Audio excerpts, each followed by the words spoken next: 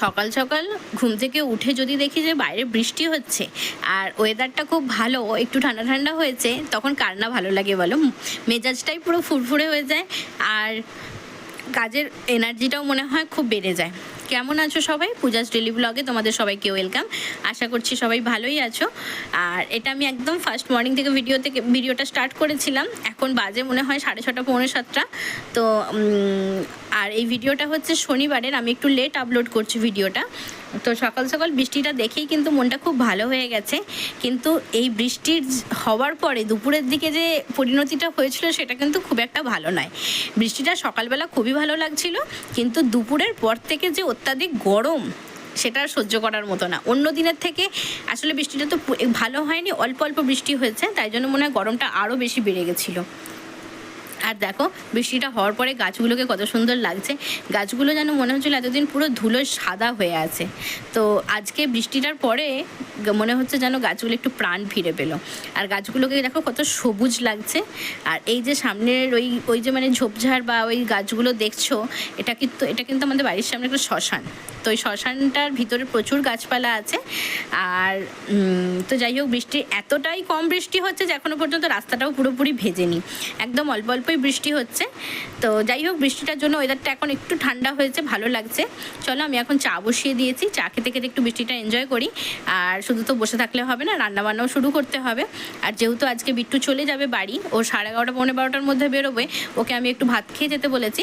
তো ও তো একদম ভাত খেতে নারাজ, মানে ওকে সকালের দিকে কিছু খেতে বললে ওর খেতে ভালো লাগে না। কিন্তু 11:30 12টায় বেরোবে ও, আর 3টের সময় ফ্লাইট, ওর তো বাড়ি যেতে সন্ধ্যা হয়ে যাবে, ততক্ষণ না খেয়ে থাকাটা ভালো না।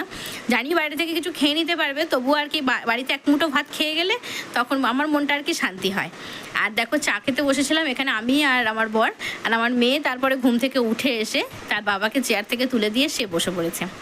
আমরা চা খেতে খেতে একটু গল্প করছিলাম, আর আমার বর জিজ্ঞেস করছিল যে কি রান্না করব। তো যাই হোক, আমার আর বিট্টু যেহেতু বিউলির ডাল পোস্ত খেতে ভালোবাসে, আমার আজকে সেটাই মেনু। আর এই ভিডিওটা হচ্ছে 12:30 নাগাদ। আমার বর এসেছিলো বিট্টুকে তুলে দিয়ে আসতে।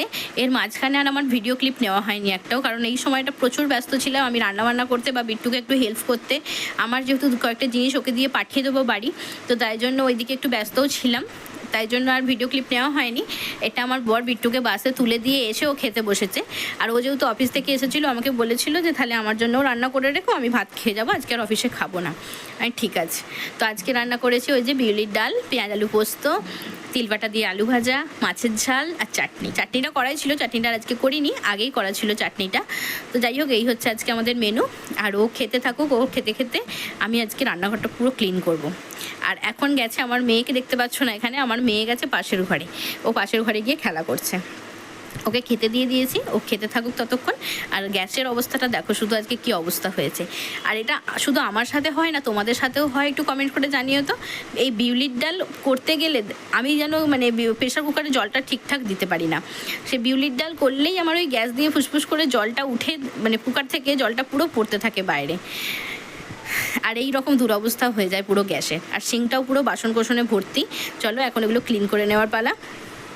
আর দেখো কথা বলতে বলতে আমি ক্লিনও করে ফেলেছিলাম। আমার বরের সাথে কথা বলতে বলতে আমার বড় দিকে খাচ্ছিল খেতে খেতে। যাই হোক, দুজনে গল্প করতে করতে আমার কাজও হয়ে গেছে।